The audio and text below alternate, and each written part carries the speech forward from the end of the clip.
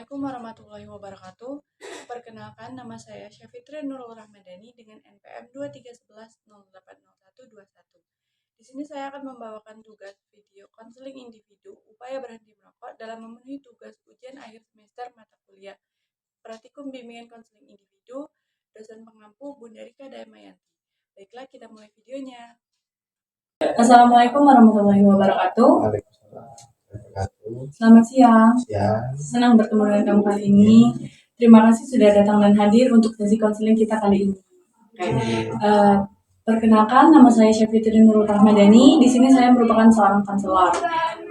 Sebelum itu kan saya belum tahu nih nama kamu siapa. Boleh perkenalkan nama kamu dan umur kamu berapa? Oke, izin.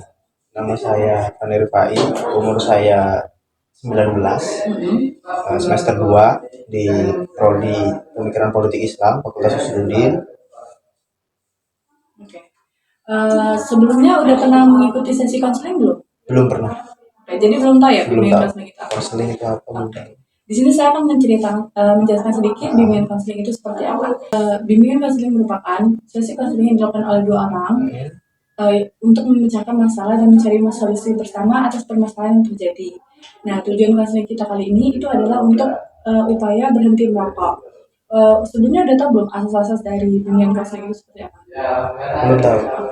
Jadi di bimbingan konseling kita ada beberapa asas-asas. Yang pertama ada asas kerahasiaan, di mana semua yang diceritakan akan saya jaga kerahasiaannya dan tidak akan saya sebarluaskan ke pihak manapun. Yang kedua ada asas kesukarelaan, di mana kamu datang ke sini secara sukarela tanpa paksaan dari pihak manapun. Yang ketiga ada asas keterbukaan, di mana kamu secara terbuka menceritakan segala masalah yang terjadi kepada kamu untuk kita mencari bersama solusi dari permasalahan tersebut. Baiklah, waktu sesi konseling kita itu terjadi sampai 20 menit. Kalau kamu tidak nyaman, kamu bisa hentikan atau men-stop sesi konseling kita kali ini. Baiklah, kita akan mulai sesi konseling kita kali ini. Oke. Di sini kan kita akan mulai sesi konseling upaya berhenti merokok kita. Di sini saya membutuhkan sedikit informasi dari kamu. Nanti saya akan tanyakan beberapa pertanyaan yang akan kamu jawab nantinya. Boleh tahu nama kamu tadi siapa? Nama saya Panir Fai, umur saya 19 tahun. Kira-kira kamu merokok itu dari kapan? Kalau untuk pertama kali merokok itu saya sudah merokok sejak kelas 6 SD. 6 SD? Nah, kelas 6 SD. Kira-kira apa sih penyebab dari kamu merokok itu dari umur 6 SD? Nah, kalau 6 SD itu faktor pertama ya yang membuat saya tertarik ingin merokok itu pertama faktor lingkungan. Karena lingkungan itu teman-teman yang pasti itu pergaulan lah istilahnya. Pergaulan itu sudah pada merokok. Saya itu pengen tahu gitu loh, rokok itu rasanya gimana gitu. Ada keinginan tahu rokok itu gimana. Penasaran ya? Penasaran. Kira-kira kalau kamu merokok itu berapa hari sih?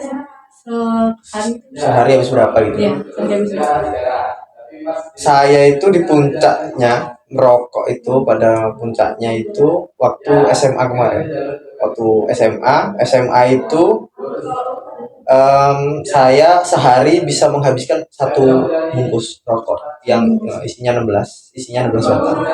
Gitu. Berarti satu hari itu bisa ngabisin 16 batang. Kadang bisa sampai lebih juga.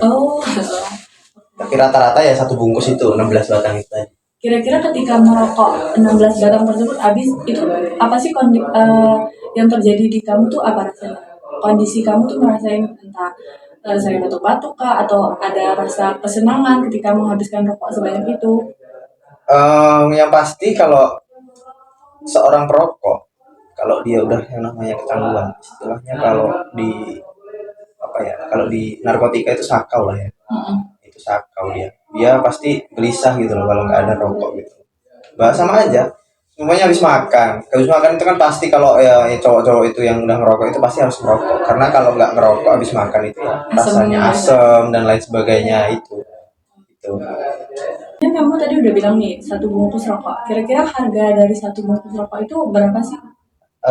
Kalau saya itu tergantung merek juga sih Kak, karena kalau saya pribadi ya kayak rokok itu pilih-pilih juga sih.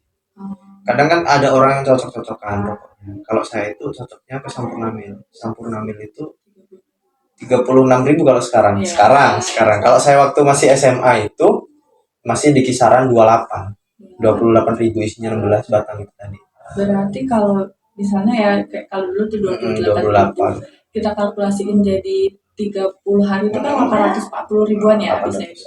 Kira-kira nih kalau kamu nggak ngerokok dengan duit 840 ribu itu bakalan kamu gunain buat apa sih? Mungkin kalau saya ini ya kayak kalau mikirnya sekarang ya, duit 800 itu sebulan itu larinya ya mending dibuat beli cekot lah ya, cekot buat beli baju dan lain sebagainya itu. Jadi ini kan kamu sekarang udah 19 tahun nih dari Ah. 6 SD. Kira-kira sepanjang itu jaraknya itu kamu ada yang misalnya nambah rokoknya tuh sehari misalnya dulu sebungkus. Nah, sekarang itu pas udah sekarang kuliah ini misalnya entah berkurang kah, entah nambah kah, itu gimana Nah, konsumsinya? alhamdulillahnya ya, saya kuliah ini nggak mulai saya kuliah deh. Saya mulai ngurangin rokok itu dari kelas 3 SMA. Udah akhir-akhir SMA itu saya ngurangin rokok. Dan sekarang waktu kuliah ini satu bungkus rokok yang isinya 12 batang itu kadang bisa sampai seminggu lebih. Jadi yang dulunya awalnya satu bungkus itu 1 hari, sekarang satu bungkus itu bisa sampai seminggu. Apa sih yang membuat kamu ingin mengurangi rokok? Apa karena ada kondisi udah merasa tubuh ini batuk-batuk, ada kondisi apa gimana? Ada nggak? Ada. Saya mulai itu ada ngerasa di waktu puncak-puncaknya ngerokok itu ngerasa kayak sering dada sakit, nyeri di dada. Saya coba searching lah ya, nyeri di dada berkat rokok ini gini gini gini. Oh ternyata ini sakit juga. Terus mulai dari itu ada di pikiran itu gimana ya coba rokok ini. Cobalah, saya coba pernah itu, saya coba 3 hari nggak ngerokok, enak, itu udah mulai enak. Nah, saya ngerokok lagi sebatang lagi, sehari sebatang. Terus tetap sakit itu, dada itu tetap nyeri, tapi nggak senyeri waktu ngerokok habis satu bungkus 1 hari itu. Gitu. Oh, berarti kayak kalau sekarang itu lebih berkurang ya? Iya. Di sini tuh saya ada skor motivasi berhenti merokok. Nah, nanti akan saya berikan kepada kamu untuk kamu baca. Kira-kira kondisi kamu yang sekarang itu ada di nomor berapa? Nanti bakalan kita telaah bersama ya.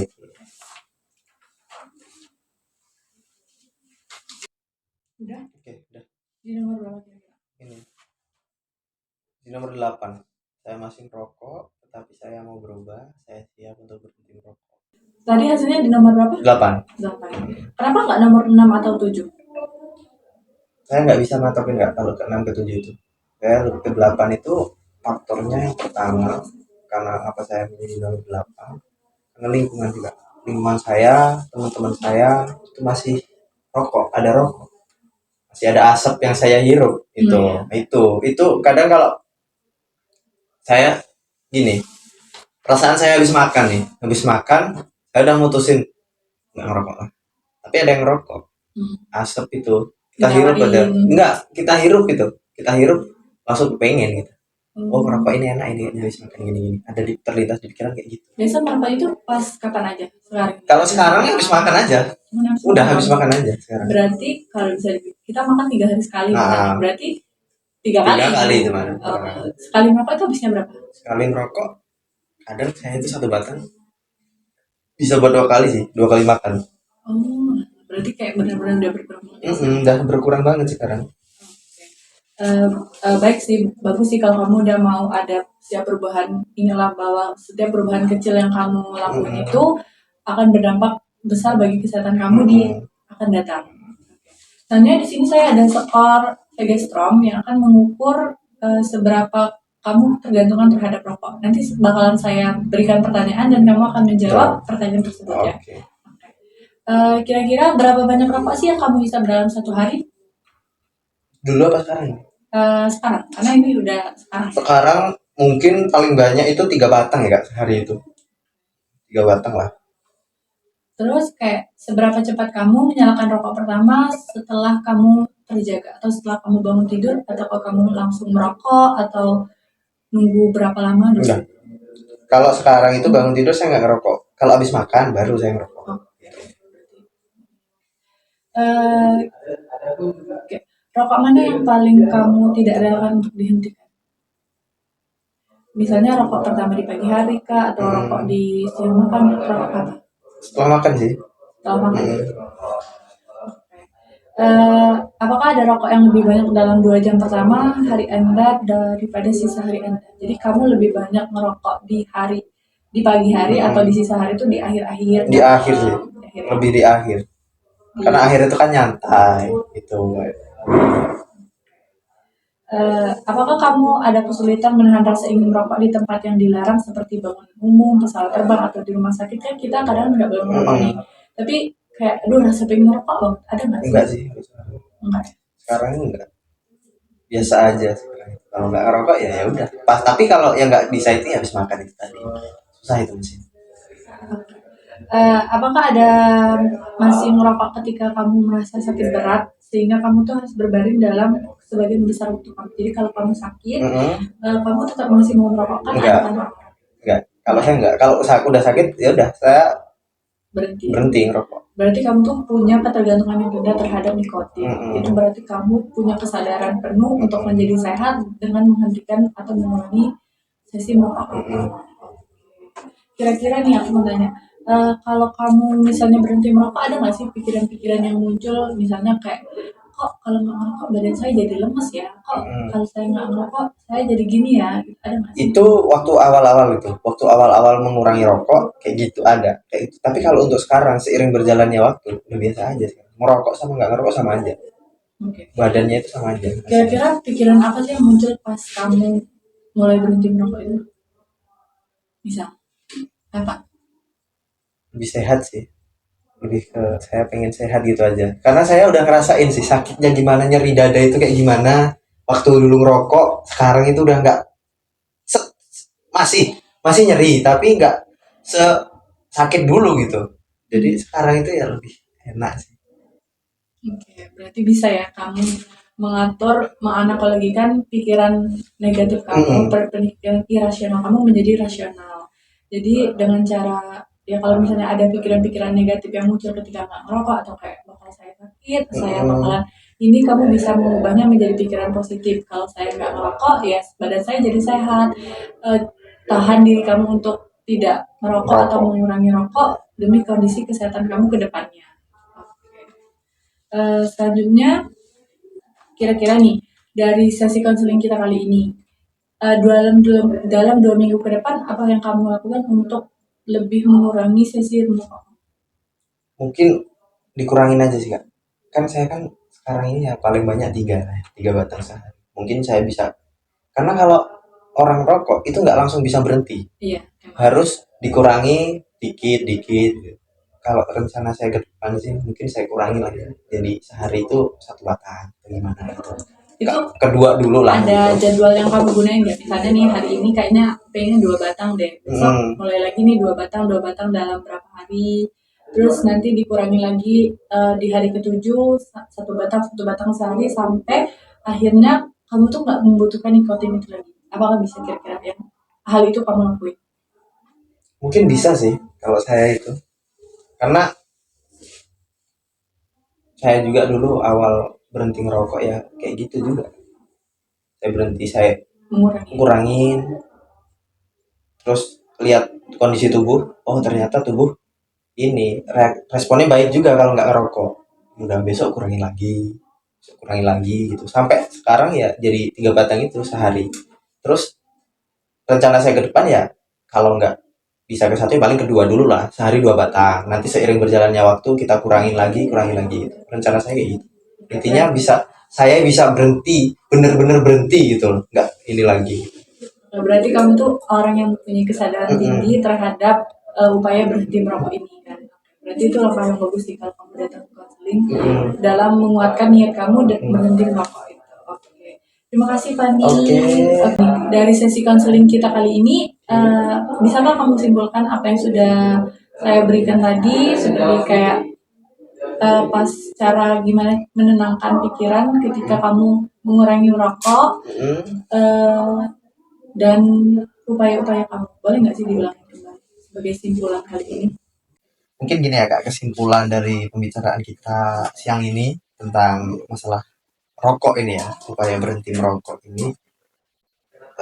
Langkah saya lebih menyimpulkan, saya tuh ngilangin gitu loh rasa pengen ngerokok itu, kalau bisa ditahan gitu loh. Karena ya berpikir kembali sih, saya dulu gitu loh, waktu saya dulu masih ngerokok aktif bener di puncak-puncaknya, pokoknya ngerokok banyak, itu gimana kondisi kesehatan tubuh saya yang dulu sama yang sekarang itu, yang udah mulai mengurangi rokok itu. Saya dulu kan apa namanya ya, kok tubuh itu, kondisi tubuh emang lemah banget, terus ya dada sering nyeri, aduh. Terus dibandingkan dengan sekarang yang udah lebih enakan berhenti ngerokok gitu.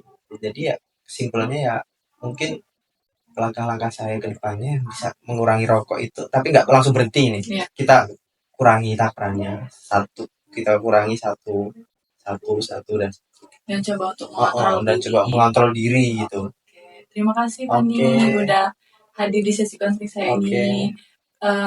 Dan terima kasih atas sharing-sharing informasi yang udah kita lakukan. Saya berterima kasih karena kamu udah mau datang dan memberikan informasi kepada saya.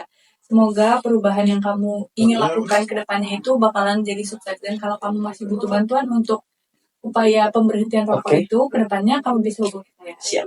Baik, terima kasih. Saya akhiri. Wassalamualaikum warahmatullahi wabarakatuh. Waalaikumsalam warahmatullahi wabarakatuh. Baiklah, sekian video dari saya akhiri. Wassalamualaikum warahmatullahi wabarakatuh.